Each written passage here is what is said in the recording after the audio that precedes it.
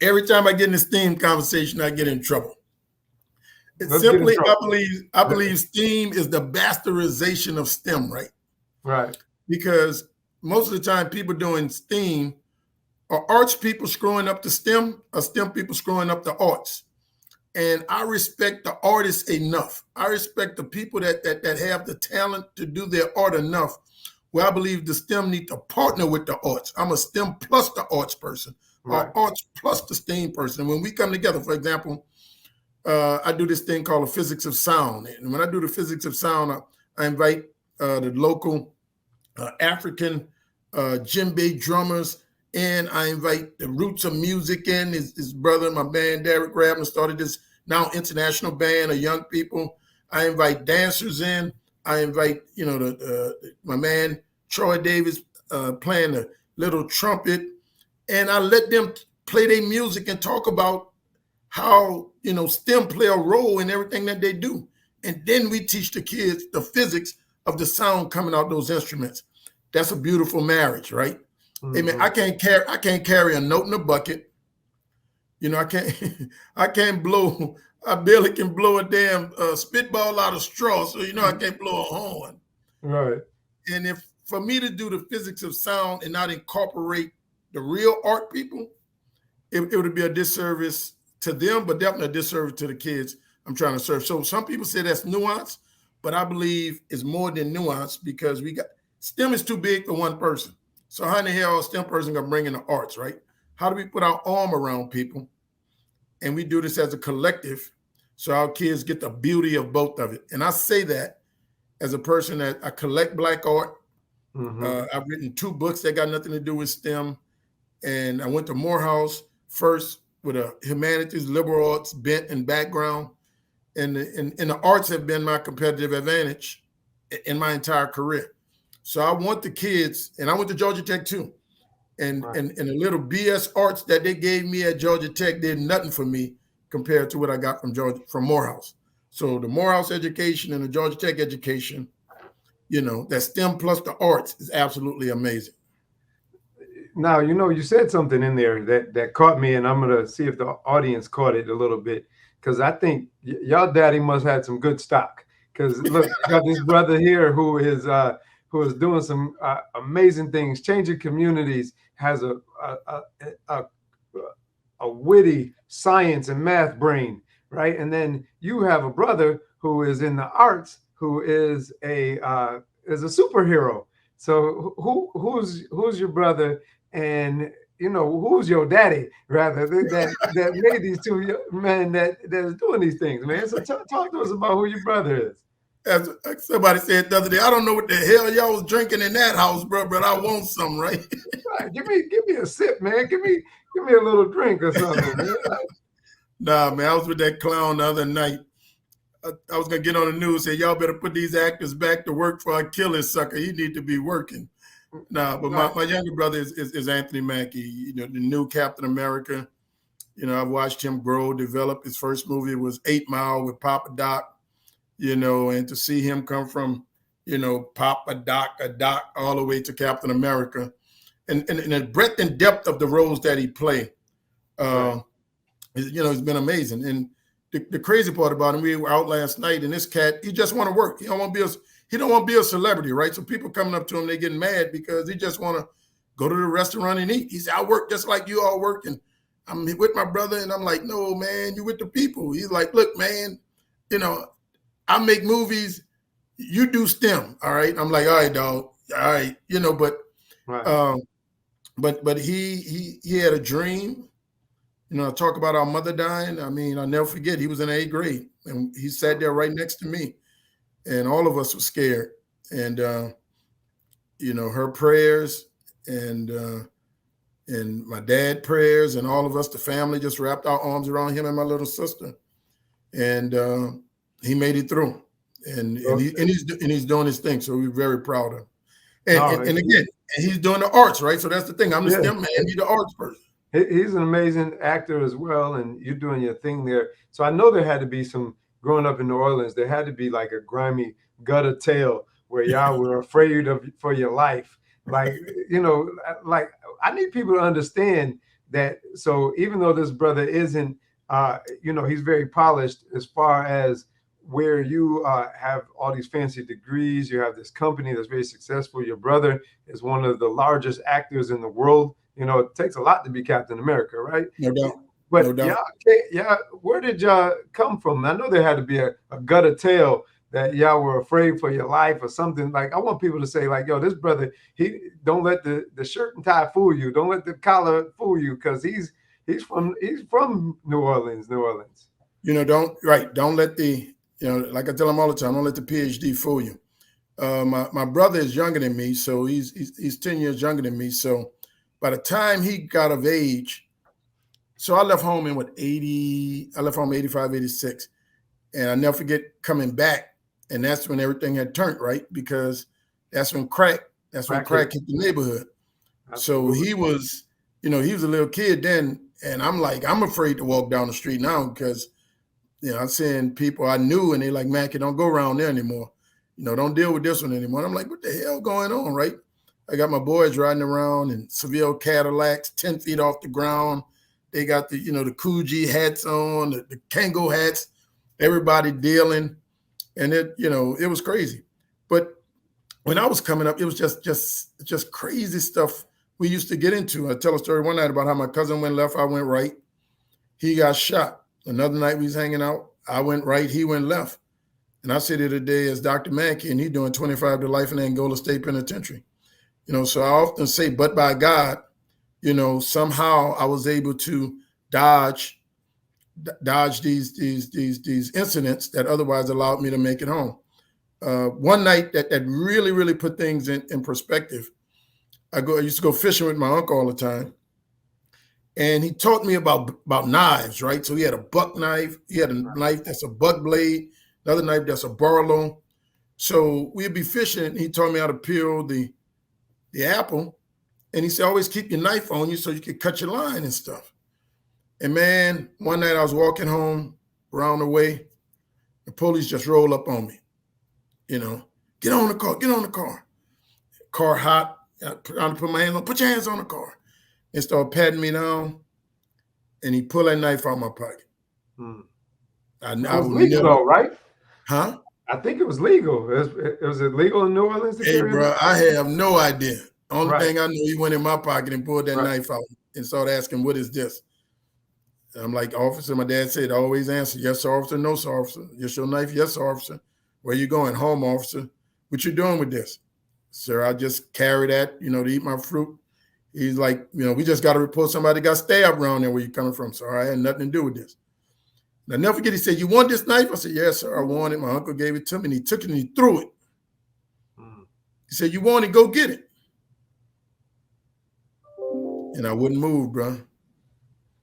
Nah, I don't blame you. He kept saying, go get it. You want it, go get it. And man, when they pulled off, I ran home. I ran so fast. I might have been no more than 13, 14 years old, probably. But just walking through the neighborhood. I mean, and to be honest, my dad was a roofer and my dad was an entrepreneur. So everybody in the family could work for my dad. So my cousins would go get in trouble, get out of jail, come work for my daddy. And the most part, we were shielded, in the sense that at least we had resources. Right. But when, rolling with our family was rolling with our family. And what's crazy is even that experience, that could have made you want to give up, because that's traumatic, right? And so many of our young people, especially our young men, because we do a lot of talking to them, is that they give up when these things are happening to them, or these things happen and they feel defeated. So they decide to just quit.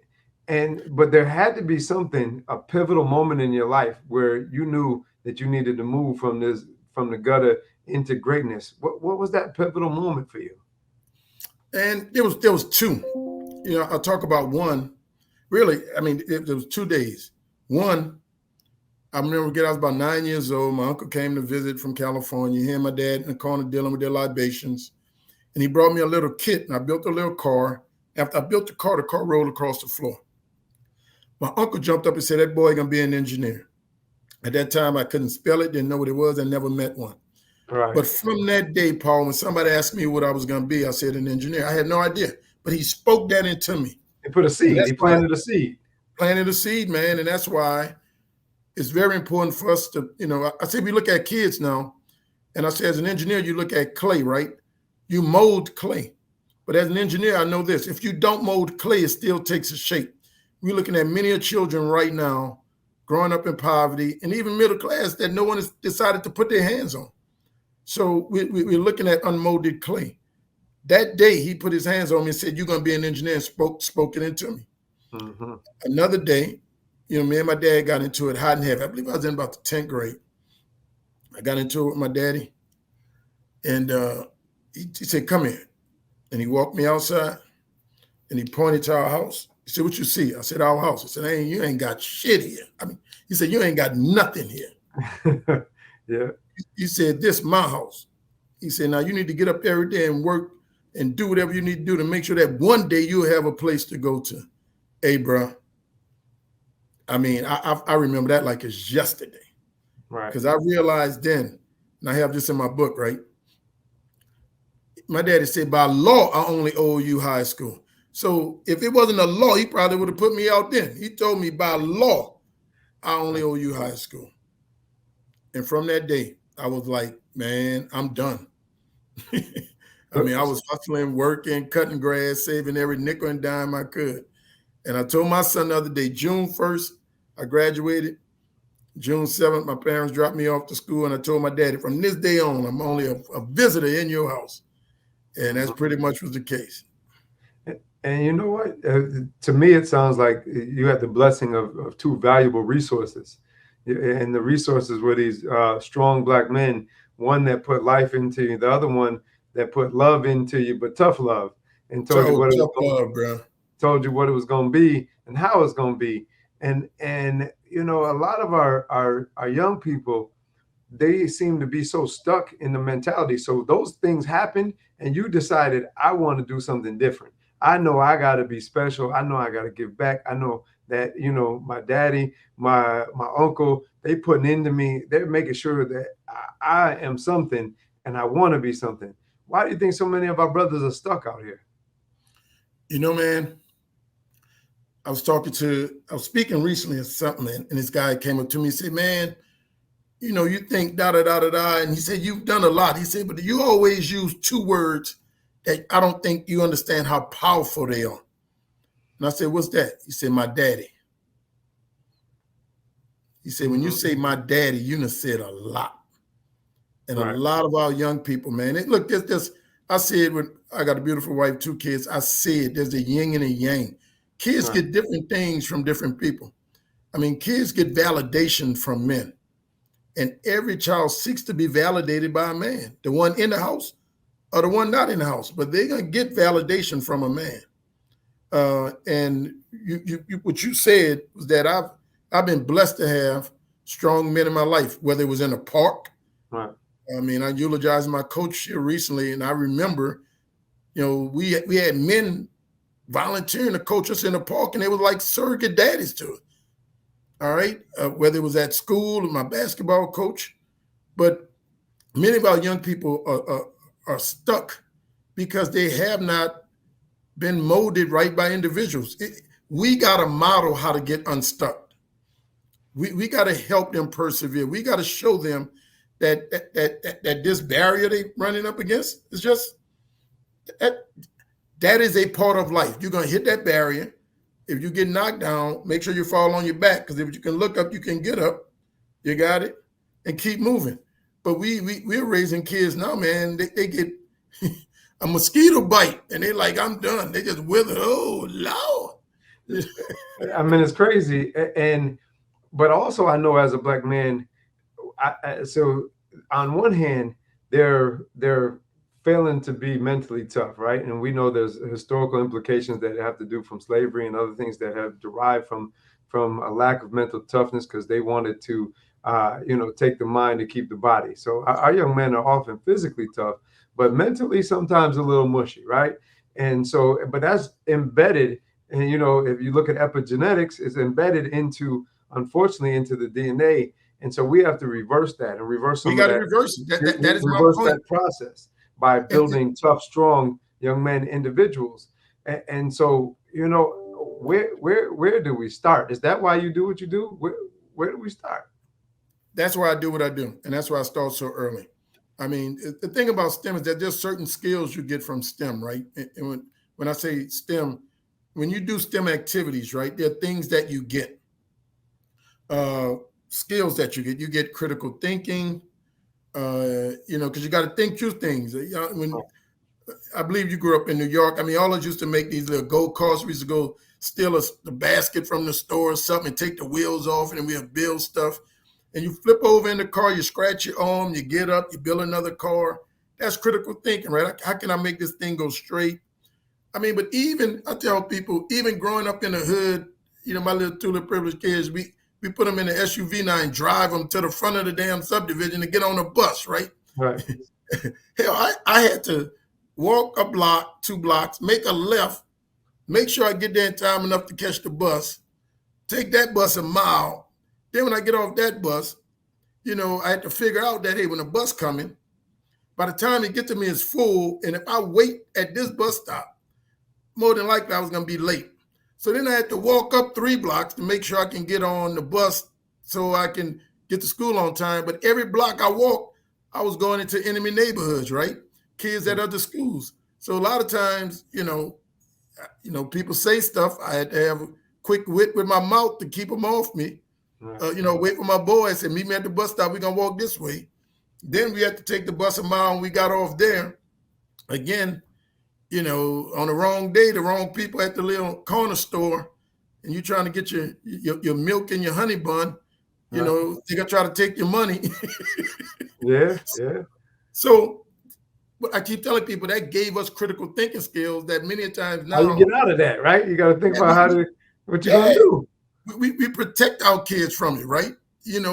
We protect them from dangers. We don't want them walking. I know it's a different world, but a lot of the things that gave us our ability to persevere and withstand have been removed because of our ability to do for our kids, whether it's picking them up and dropping them off to school, or something else. So when you do STEM, you get critical thinking, you get collaboration, you get communications, and you get creative skills.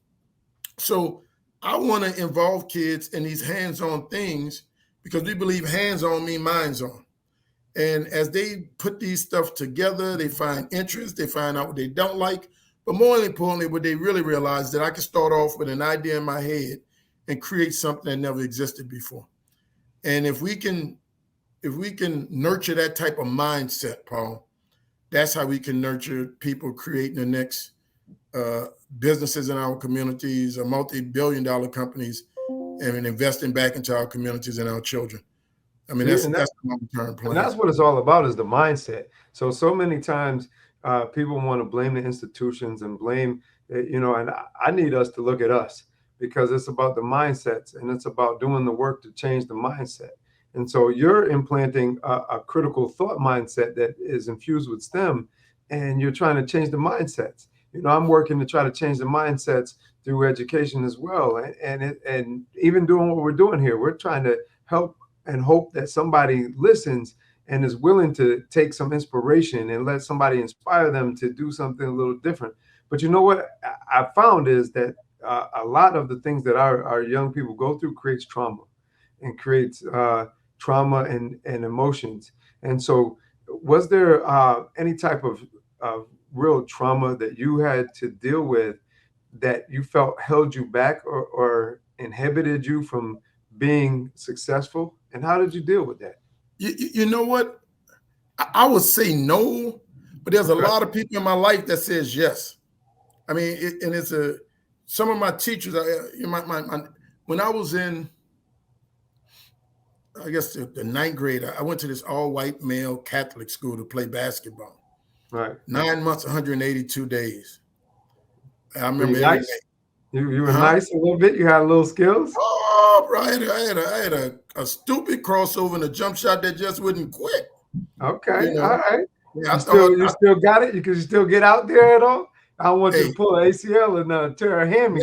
That's what I tell my sons. I still got the shot. I ain't got nothing else. I ain't gonna run. I ain't gonna run around. I'm just gonna shoot. I'm gonna stand over here. You throw me that mug, I will drain it on you. Yeah, But I yeah. ain't gonna jump that high, no sprint that fast. I'm not gonna hurt myself. Man, you got to get on that stage and speak, bro. But you know, I went there to play basketball. One of my teammates now NBA ref. I mean, I played with Avery Johnson, who eventually hit the shot, for San Spurs, right? Antonio. Avery Yeah, played for the the Spurs for a long Spurs. time. Yeah. I mean, we played ball. Played with Master P. We played ball, bro. We balled. That's how so many people know me in the city, because when you was a ball in the city, everybody knew you because you got on your bike and you went from park to park to claim your name. But when I left that school and went to my other school, which was an all black high school, and I had gone to black schools all my life. This was the first time I went to an all white male situation to play basketball. And I fought every day. Every day I had to fight, for some reason unknown. I had to fight, whether it was the brothers with the black robes with the crosses on, or whether it was the nuns or whatever. But when I got to my other high school, my teacher still today talk about how angry I was. And they just talk about how, they just said I was angry every day. And I was like, no, I wasn't. They said, yeah, Kelvin, we had to work with you. And now I think, man, when I look at how committed I am to our children and our community, I think it comes from that trauma, And you heard me speak. I tell a story about growing up. I always thought my name was Noel. People, for some reason, no. I was never good enough. I was never, besides basketball, other stuff was no, no, no, no, no. Right. The pretty women, I tell them now. When I was growing up, I used to ask you, may I have your phone number? They used to tell me no. Yeah. Back in the day, they didn't want me, but now since I'm hot, bro, They're all on you, right? So the people closest to me tell me these stories that obviously came out of trauma. I always felt neglected. Now, when I look back, right, because I think I didn't fit in. I was that little different kid. I was the one under the house playing with army men. So it was never like I had a gang. Even on my basketball team, I had basketball teammates, and we still talk. Like, they loved me and I was their leader, but it wasn't like we were rolling. So I don't know where that come from, but that has definitely manifested itself in my entire life in helping other people to be exposed and helping other people to get in the networks and helping other people to feel that somebody gives a damn. So as a black man, what were you taught about having emotions? Hey, bro, my daddy was hardcore. I mean, my dad was one of them, he came from the country and he thought a man's responsibility was to provide, so you ain't got time for that. You ain't gonna cry. I don't want to hear that. Stop that whining, stop that being, you need to get up and da da da da da da da da. So, for me, right now my sons my son's 18 and 20, and I still kiss them on their forehead because, I believe intimacy is something we should get from a man. I want my sons to always know that I love them. So when you talk about trauma, that's the thing, right? There was always this detachment from emotion, and I think that's the thing that drives me. Yeah, that I was taught that emotion is not good. That as a man, I'm not supposed to have emotion, and I noticed that, and I talk about this all the time. Is that going through life, it's caused me issues and problems. It's caused me not being able to make certain connections that I need to make, or not being able to be in touch with certain feelings, Because you and can't be lose certain vulnerable. relationships because Right. of You it. can't be vulnerable, right? And so when did you realize that you could be vulnerable, and what does that look like for you? I was speaking recently to some women. I said, and this is in my book, I read somewhere, women live longer than men. Black women live longer than black men for 3 reasons. And they say black women live longer, one, because they'll cry. No, yeah, well, that's supposed to be the last one. Black women live longer than black men usually because, they'll cry. 2, they'll give it to a friend. And 3, they'll give it to God. You got it? 1, we won't cry and we explode, like a overpressurized balloon. We won't tell our boys because we, our ego won't let them say, hey man, this, that, that. And many of us have even walked away from God, whatever that's supposed to be for us. So where does he go, right? Where do you give that? And for me, man, I've had people everywhere I went. It seemed like God put somebody in my life that let me know it was okay for to be vulnerable with them. I never forget Dr. Carolyn Myers. She was a PhD at Georgia Tech. I'm walking down the hall. She see my hat on. Black woman. She slapped the hat off my head. I'm like, excuse me? Who are you? She said, I'm a professor here. She said, who are you? And she said, because I know you was raised by somebody who taught you better. And I said, oh, I'm sorry, ma'am. Pick my hat up, put it on. And I'm so sorry for wearing my hat. Because clearly I'm like, this is a black woman who knows what you're talking about, right? Yeah. Now you're talking about my mama. My mama told me don't wear hats in buildings. So you're absolutely right. Meet this woman, man. She take me in her lab, give her a job, give me a job. And I never forget, when my mom died, I went in her office and I cried like a baby. She held me and I just always had people that'll let me know that it's okay and talk to me in such a way that, I couldn't just stand there and be like, this ain't it, Right. And it let me know it was all right. And let me know that if you need this, you come back here,